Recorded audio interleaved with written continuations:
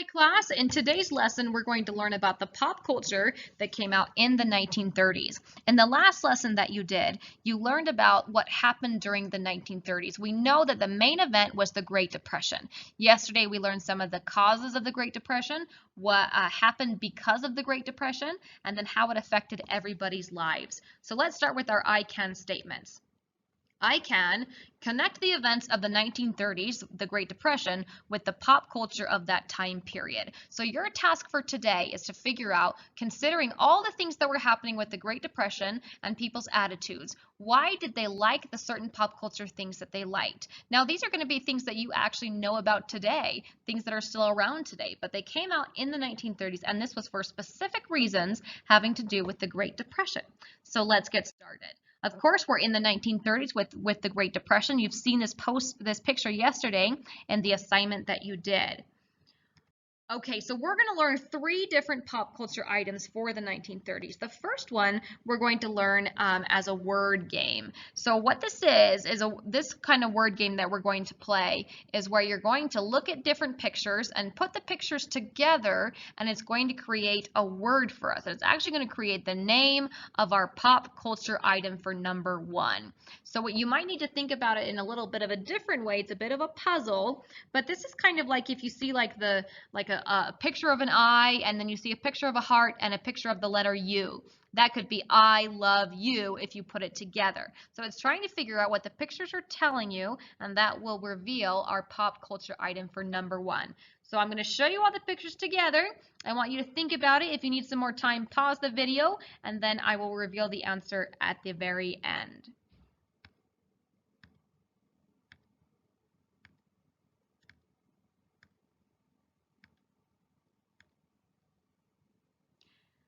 Okay, did you get it? Pause this video right now if you need some more time to think about it. Okay, so here's the answer. Let me tell you how this works. Okay, so the first image is telling you it's not a bird, it's not a plane, but it's Superman. Did you get that? So our pop culture item for number one is Superman. Now let's talk about this first part right there. Why is there like a bird with an X and a plane with an X? What does a bird and a plane have to do with Superman? Well, in the early cartoons for Superman, that's how every cartoon would start. It would have somebody saying, look, up in the sky, it's a bird, it's a plane, no, it's Superman. And then the theme song would start and people would get really excited for Superman to come on, and it was a very iconic way to describe him with that cartoon. So it's not a bird, it's a plane, but it's Superman. So your first pop culture item for 1930s is Superman. Okay, so let's take a closer look at Superman. Superman was the first well-known superhero in that time period.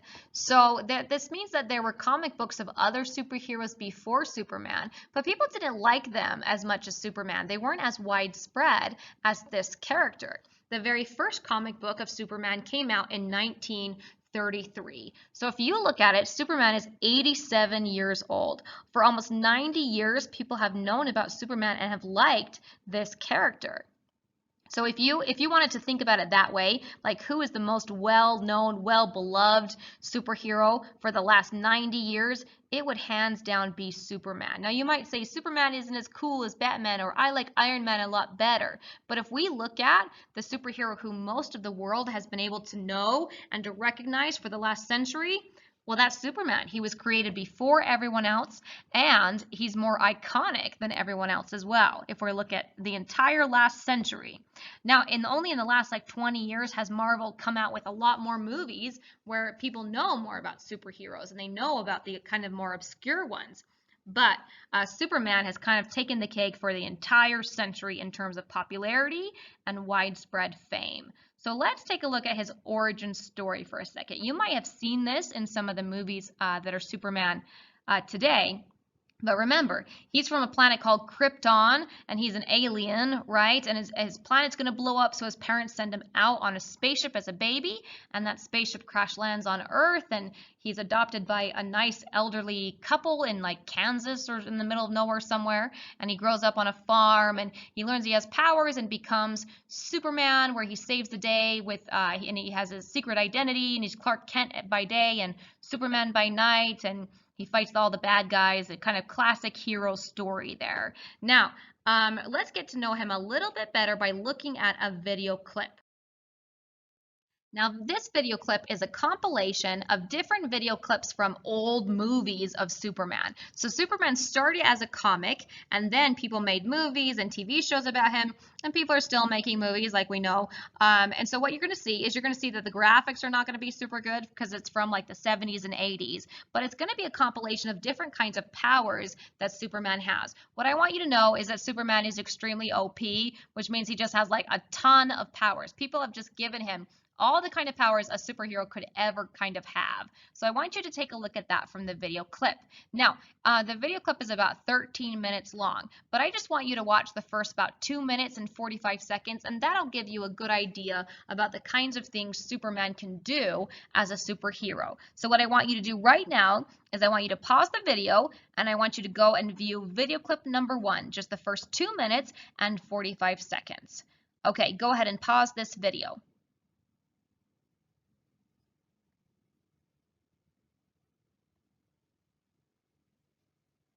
Okay, so at this point, you should have viewed video clip number 1. I love some of those. Some of my favorite is when he like picks up that entire sheet of ice to carry it off and plugs up a volcano by chopping off the top of a mountain and plugging that thing up. I don't think that would really work, but go with it. Superman can just basically do anything he needs to do, which is kind of funny. So my point with this is that Superman can do a whole lot of different things. So the question now is this: why would Superman have become popular during the Great Depression? So why would people have liked this character? What would have appealed to them about this kind of superhero character during the Great Depression during the 1930s?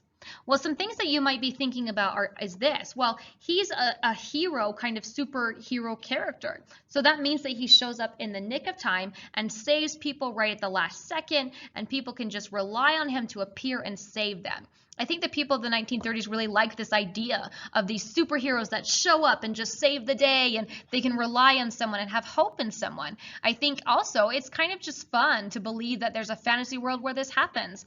I have a quotation that I want you to look at from a superhero expert who analyzed the 1930s and this time period.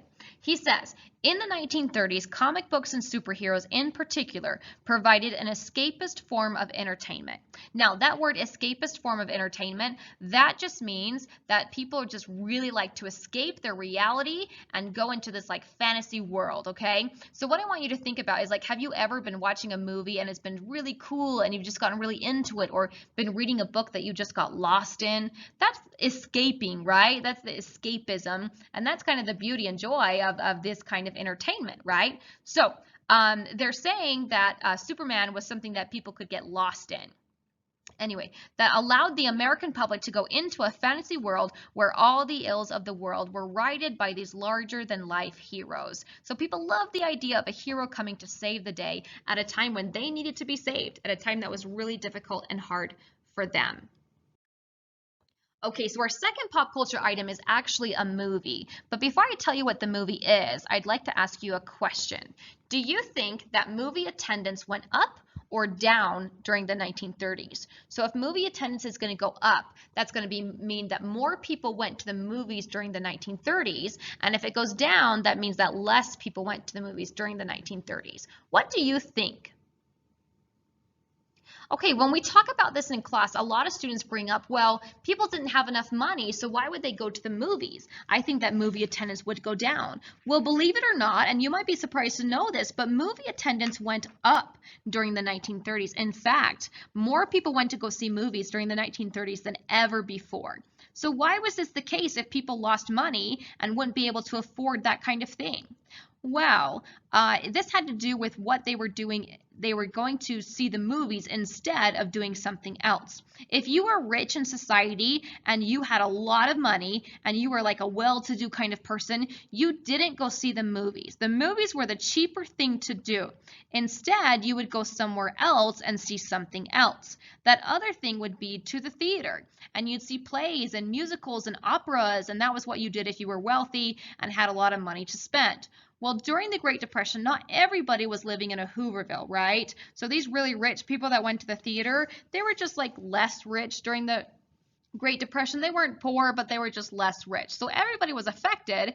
Everybody lost some kind of money and financial standing, but the rich people were just less rich. So because they were less rich, they couldn't always go to the theater. So instead, they would go to the movies in order to have that kind of form of entertainment.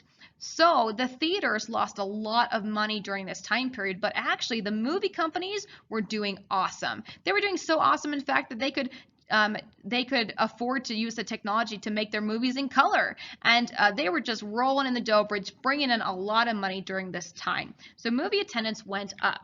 In fact, the year 1939 was a really good year for movies. A lot of very famous movies came out in the year 1939, including our second pop culture item.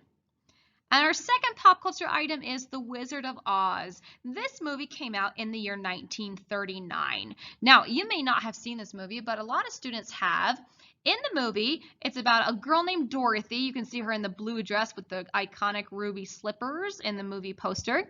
She lives in Kansas or something like that, and there's a tornado that happens, and she falls asleep during the tornado, and she kind of enters like a dreamland, and she's having a dream where she gets transported to this magical fantasy world called Oz. And in Oz, she meets a lot of different characters and has some zany adventures, and then in the end, she wakes up in Kansas again, and her family's there, and the whole point of the movie is that she dreamed this crazy, fantastical dream.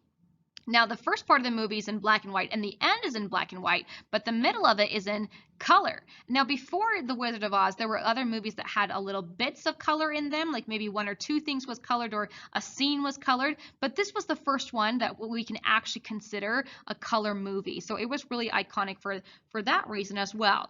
Now, I want to show you a clip from The Wizard of Oz, and I want you to think about why people would like this movie.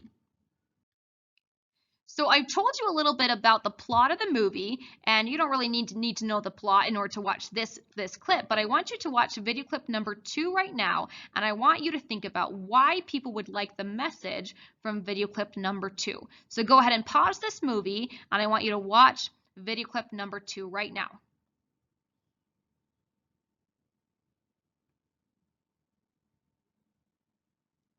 Okay, so you should have already viewed video clip number 2 at this point. It was obviously the song called Somewhere Over the Rainbow. You may have heard this song before, but it's a very iconic song. So in the song, she's talking about somewhere over the rainbow, dreams will come true.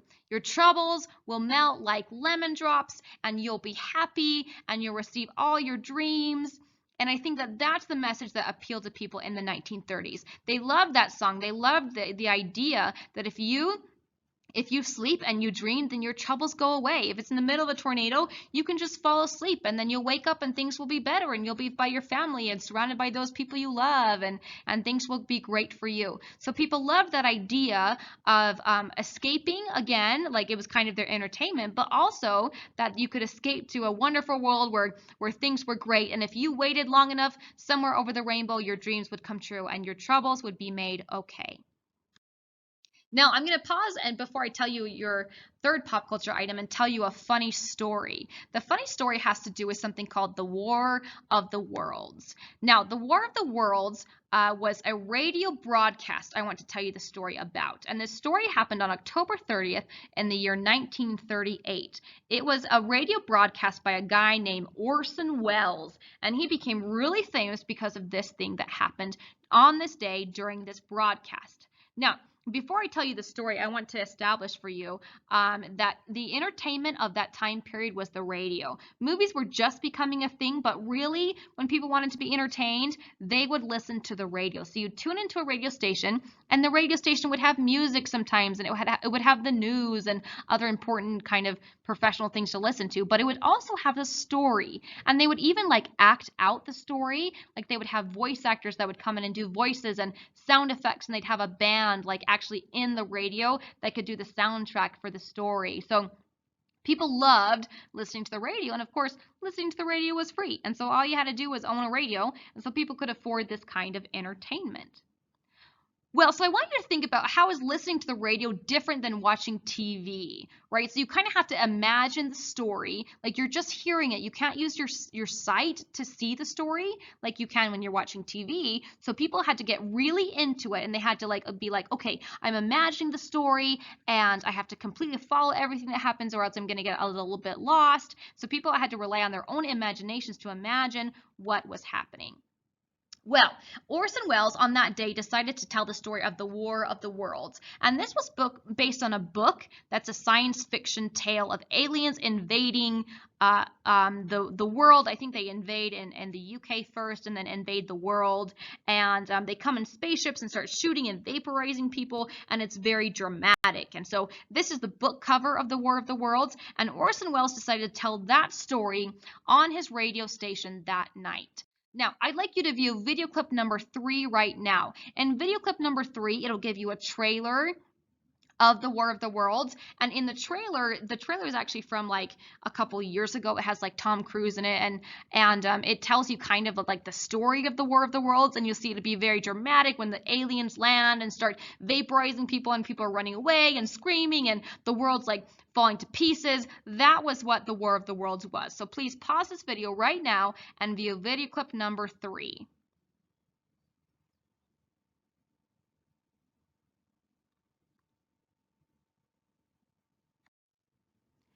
Okay, so at this point, you should have already viewed video clip number 3. Video clip number 3 gives you a really good idea about what the book was about. Aliens invade the Earth and everyone's scared and running away. Okay, so Orson Welles, he starts his broadcast, and he thought it would be a really cute and fun idea if he pretended like the War of the Worlds was happening in New Jersey. So he changed all the names of the people and the places to be local for where he was living. He was like, yeah, this will just be really fun. It'll be my own take on the War of the Worlds. Well, so he starts his broadcast, and he starts telling the story and of aliens invading the Earth, but he has changed the names of the places and locations to be places that are local in New Jersey. Well, what happened is a lot of viewers didn't hear that part of the story, and they tuned in a little bit too late to his radio station. There had been another broadcast that was playing before Orson Welles, and people were just finishing listening to that one, and because that one went a little bit over, they couldn't hear Orson Welles telling that he had changed the names of the locations of the story. So because they didn't hear that, they thought they were actually listening to the news. And so they thought they were listening to a news article of people actually saying that aliens were invading the Earth. And here's the crazy thing. People actually believed that Orson Welles was telling them the news, and they believed aliens were attacking the world. And so people started freaking out in that area of New Jersey. And there's about 1 million people, we think, that actually believed that this was a real thing that was happening. So people went crazy. They started packing up their stuff. They started freaking out and making phone calls. They called 911. They were taking all their money out of the bank, and they were thinking, we have to evacuate. There's aliens that are invading the Earth. And so it caused this crazy panic. And eventually, people realized what was going on, and they realized it was just a story when the police were getting all those calls, and the police were confused, and Orson Welles did have to go on and say, okay, like, this actually isn't a real thing. I've just changed the names of the locations I said at the beginning, but you weren't listening, so you didn't know. And so this actually was investigated by the police, and the police figured out that, well, Orson Welles, he didn't actually break any laws by doing this, even though he did create this like widespread panic. And then he actually becomes really famous because of this. And people are like, oh, yeah, hey, that was the guy the War of the Worlds guy that people believed. And people thought it was kind of a crazy story. And he actually goes on to make a really famous movie a little bit later on.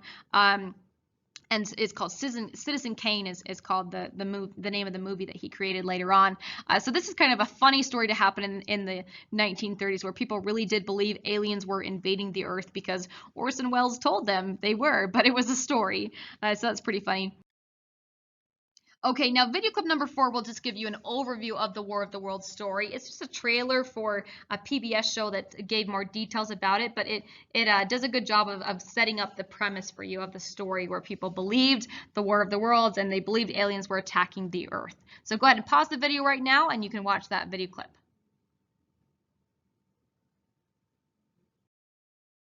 Okay, so let's jump into our third pop culture item. Our third pop culture item is the game Monopoly came out in the year 1933. So same as Superman. Now this game Monopoly was actually invented about 20 years before the 1930s by a woman. And she made this game because she wanted people to learn about businesses and specifically a type of business called a monopoly. And she was saying it's a bad thing, so play this game and we'll educate you about it. But then the Parker brothers, they took the game Monopoly and they plagiarized it. And they said, yeah, we're going to sell this game and we're not going to give her credit for it. But then they got the credit and she didn't get any of the credit, and theirs is the game that we know today. So it's kind of a sad story that the original creator, she was kind of swept aside as the Parker brothers kind of swept in, and it was because she was a woman, and women didn't have power in that day to take them to court, and nobody really cared, which was kind of sad.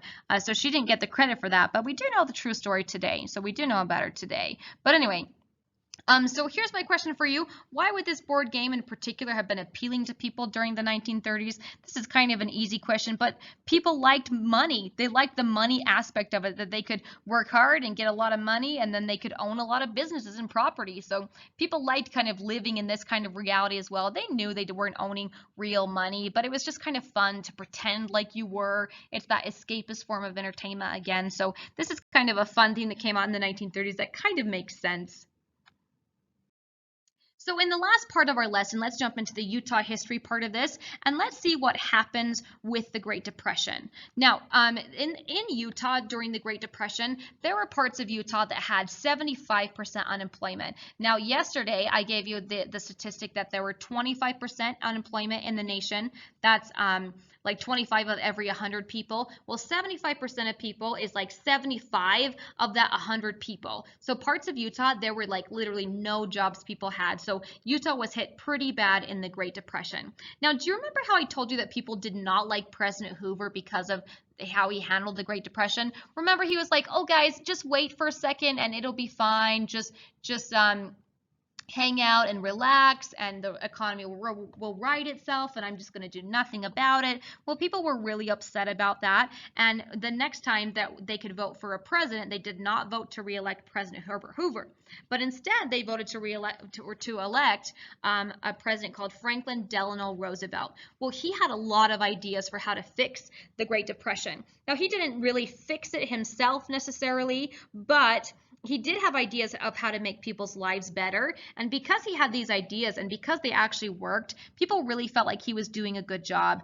and they actually elected him more times than any other president. He was elected 4 times, but he died before he could serve his 4th term. He only served for 12 years, but he would have served for 16 years had he actually lived. So people loved this guy. And here's what his New Deal did. In his New Deal, he said, okay, well, we're going to employ people and we're going to give them money. We're going to give them food stamps. We're going to make sure that they can feed their families. We're going to help them when they're unemployed. They can come work for the government and we'll give them a salary. So that way they can actually earn some money and that they can feel like they're doing something instead of just sitting there and waiting, like President Hoover said. And he would also do what was called fireside chats. He would get on the radio and he would talk to people, and people loved that. They felt like it was really personal, and they loved that their president was just talking to them just like a regular person would.